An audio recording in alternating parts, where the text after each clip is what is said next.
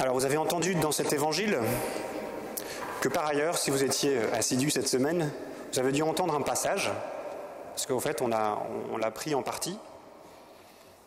Et je souhaite m'arrêter sur cette parole que Jésus nous dit « Je vous laisse la paix, je vous donne ma paix ». De quoi s'agit-il, cette paix? Et en fait, comment y accéder? Comment accéder à cette paix?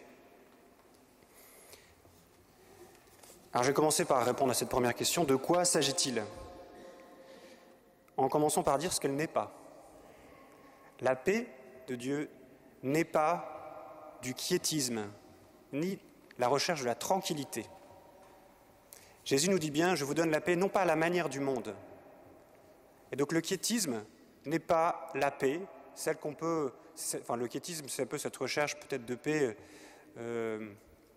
avec le calme plat, pas de problème, le bien-être absolu, la béatitude sur terre, mais mal comprise. Pas d'obstacle, le calme plat. Alors pourquoi ça ne va pas? Pourquoi cette vision de la paix n'est pas bonne? Eh bien parce que le principal obstacle à la paix, il n'est pas tant extérieur qu'intérieur à nous. Alors oui, bien sûr, eh bien en fait, quand on regarde le monde, la paix n'est pas encore bien installée, ça en est clair.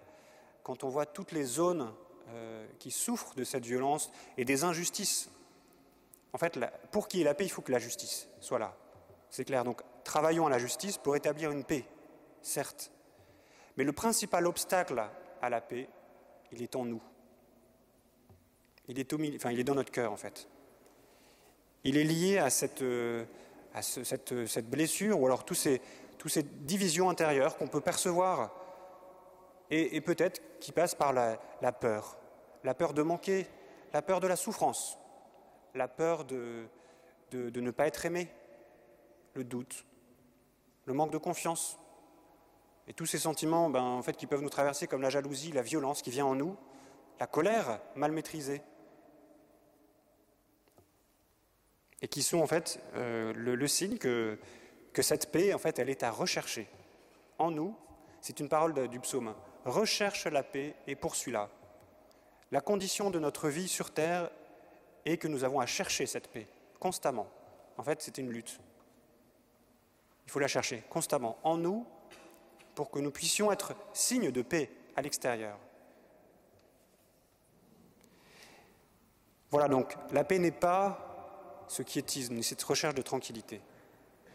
Mais quand on écoute cet évangile, en tout cas, on est aussi invité à regarder Jésus. Et Jésus nous dit quelque chose de cette paix. Il nous dit, je vous donne ma paix. Mais alors, qu'est-ce que c'est que cette paix de Jésus? C'est quoi la paix de Jésus? D'où est-ce qu'elle vient? Alors, il ne répond pas directement, c'est vrai, mais en fait, Jésus vit la violence autour de lui. Il la subit, même jusqu'à la passion, il en souffre. Et donc, il sait ce que c'est, l'absence de paix extérieure. Mais en lui, il vit une paix profonde, une paix absolue. Une paix qui vient qui vient d'où? Eh bien, qui vient de cette communion avec son Père. En fait, la paix est le fruit de la communion. Le fruit de la communion, le fruit de l'amour. Et Jésus vit parfaitement sur terre cette communion. Donc en lui, pas de division intérieure. Il n'est pas touché par le péché. En lui, ce n'est pas possible. Et donc, il peut lui dire « Je vous donne ma paix », que nous n'avons pas. C'est vraiment la paix de Jésus. Il n'y a que Jésus qui l'a sur terre. Il n'y a eu qu'un homme qui a vécu cette paix intérieure parfaite. Vous voyez? Et il peut nous dire « Je vous donne ma paix ». Et quand on lit l'Évangile, on entend aussi le mot « demeurer ». Demeurer en lui. Voilà. Un chemin qu'il nous propose aussi. Pour vivre cette paix, en fait, nous avons à demeurer attachés à Jésus, accrochés à lui, à tout lâcher nos sécurités, sauf Jésus. Et alors, la paix pourra venir. Une paix intérieure, celle de Jésus. Voilà pourquoi, en fait, la paix est un don à recevoir. Voilà, c'est le deuxième point. La paix, premier point. De quoi s'agit-il? Donc ça n'est pas du quiétisme. Deuxièmement, c'est un don à recevoir et à demander. Jésus nous donne sa paix. Donc il faut d'abord accueillir ça. Et c'est beau de se dire qu'en fait Jésus donne gratuitement. Il le donne, donc nous pouvons l'accueillir. Et il parle aussi de l'Esprit Saint comme le défenseur. Alors c'est là où je vais peut-être préciser un peu. Jésus s'apprête à partir. Il s'apprête à partir après sa mort. Il annonce à ses disciples son départ. Et ça crée vraiment de l'angoisse, ça crée de la peur chez les disciples. Leur cœur est brouillé. Et il leur dit, mais ne soyez pas effrayés. Donc ils voient bien que la paix n'est pas encore en eux. Il leur dit, mais ne vous inquiétez pas, je vous envoie un défenseur, l'Esprit Saint. Alors, pourquoi on aurait besoin de ce défenseur? Et de quoi nous défendrait-il? Bien oui, nous savons que nous avons besoin de ce défenseur. Et il nous défendrait de quoi?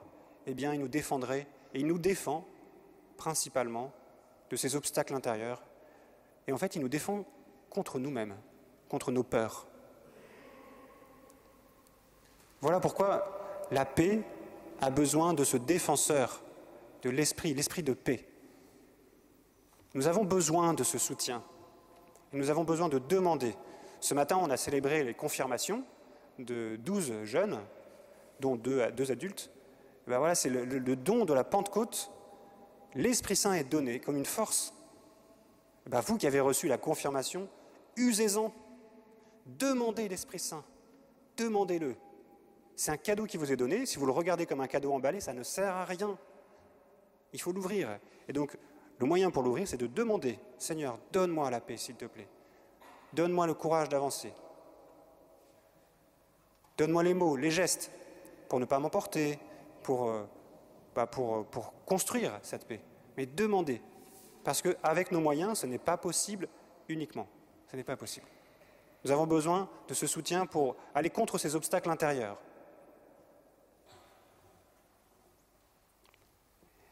Et au fait, la paix peut se vivre au cœur de la souffrance. C'est ça qui est paradoxal.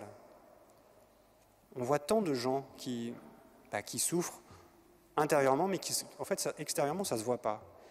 Et malheureusement, on découvre après le drame que ça peut reproduire quand extérieurement, l'apparence fait que tout va bien, mais intérieurement, en fait, c'est un vide, en fait. Un vide vécu, une souffrance intérieure. Alors parfois, la souffrance est visible, mais il y a parfois un décalage vécu, peut-être que vous le vivez, peut-être que vous le vivez. Mais alors, je vous en supplie, croyez que vous n'êtes pas seul et demandez de l'aide à Dieu et demandez de l'aide autour de vous. Et en fait, cette demande est comme un cri. Cette demande est comme un cri qui comme cette reconnaissance de notre pauvreté. Et la paix sera la réponse de Dieu au cœur de cette souffrance, qui ne sera pas forcément supprimée. Dieu ne va pas forcément supprimer la souffrance, ni forcément l'expliquer complètement. Il peut en donner un sens, et Jésus nous le montre avec la croix. C'est-à-dire que la souffrance peut être source de salut. En tout cas, la souffrance de Jésus, parce qu'il est Dieu et homme, nous sauve. Eh bien, par notre souffrance, si on s'attache à Jésus, on peut être aussi source de salut. Mais le point ici, c'est que Dieu nous donne sa paix au cœur de la souffrance. Alors on peut le comprendre dans la tête, mais quand on vit la souffrance, c'est moins facile. Mais c'est possible. Peut-être que vous le vivez aussi, cette paix. Eh bien, rendez grâce à Dieu. Parce que Dieu le donne vraiment. Dieu le donne. Si on pousse ce cri vers Dieu, Dieu donne sa paix. Vraiment. Alors je voudrais finir par ce point. Voilà, la paix. Comment y accéder? Donc j'ai déjà un petit peu répondu, mais je voudrais insister sur le fait que la paix, c'est le signe de la communion. Le signe de la communion fraternelle et de la réconciliation. Et on en a un bel exemple dans la première lecture. Si vous avez bien suivi, c'est le témoignage d'un conflit qui est certainement le plus grand conflit du début de l'ère chrétienne, qui a failli mal tourner, en schisme. Les chrétiens issus du monde juif ont voulu se distancier des chrétiens issus du paganisme. Ah oui, parce que les juifs avaient des pratiques, donc de la circoncision et puis d'autres rituels. Et pour eux, en fait, ils avaient du mal à concevoir que les païens, en tout cas les chrétiens issus du monde païen, eh bien, ne fassent pas les mêmes gestes que eux pour devenir chrétiens, pour qu'ils vivent ensemble. Il y avait comme une incompatibilité, en particulier à partir de la communauté juive. Et donc ça crée de forts conflits. Et c'est ce dont on entend là, c'est Paul et Barnabé qui viennent voir la communauté à Jérusalem pour expliquer ce problème. Eh bien en fait, comment ça se résout? Par le souci de la communion fraternelle, une sorte de compromis entre guillemets, mais en faveur de la communion. Et donc la communauté chrétienne accepte qu'un certain nombre de rites soient gardés et soient respectés pour ceux qui viennent du monde païen, et en même temps pour ne pas blesser le monde juif. Voilà, tout ça pour dire que cette communion, c'est aussi le fruit de l'Esprit. Nous entendons l'Esprit Saint et nous-mêmes avons décidé. Alors ça peut nous surprendre cette formule, mais il s'agit bien de l'Esprit Saint qui agit, l'esprit d'unité. Et là où il y a recherche, et là où il y a communion fraternelle, là est l'œuvre de l'Esprit Saint. Et la paix, alors, vient. Alors peut-être que dans votre vie actuelle, eh bien vous voyez qu'il y a des lieux de potentiel d'amélioration, de communion fraternelle, de réconciliation. En tout cas, voilà. Je voudrais d'abord inviter Guillaume, qui va nous donner son témoignage pour que vous puissiez entendre ce que produit la réconciliation.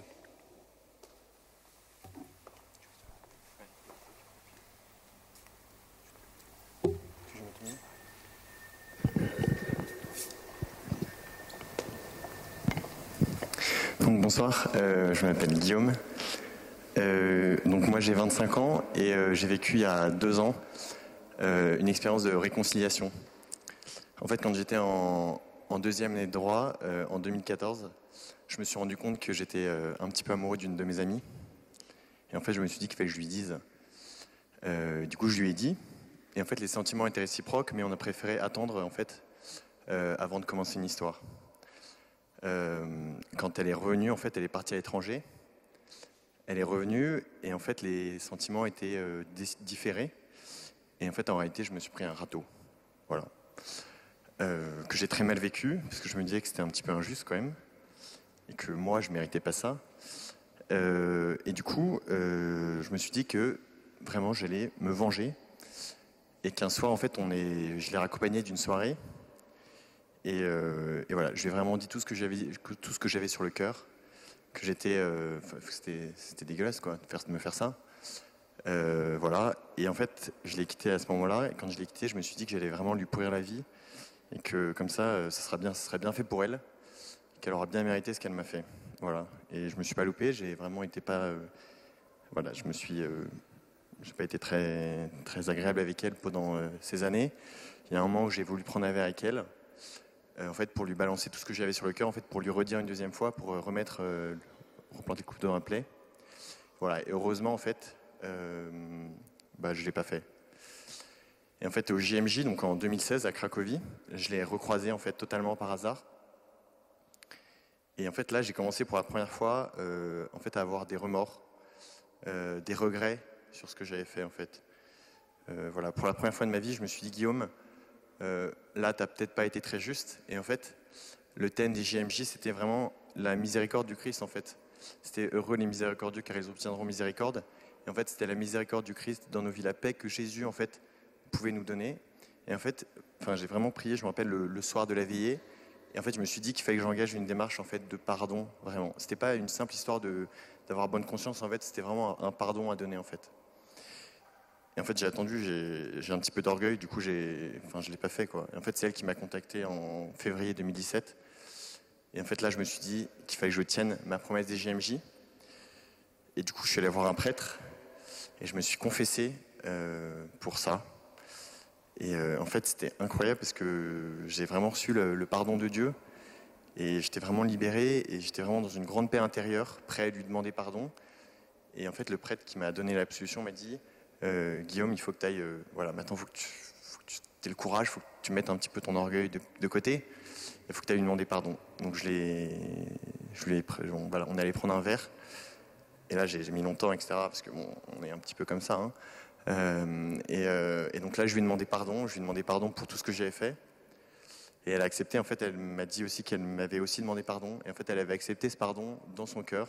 Elle avait fait une démarche, en fait, au JMJ. En fait, là, on s'était revus. Voilà. Et voilà, en fait, c'est ce que je voulais vous partager ce soir.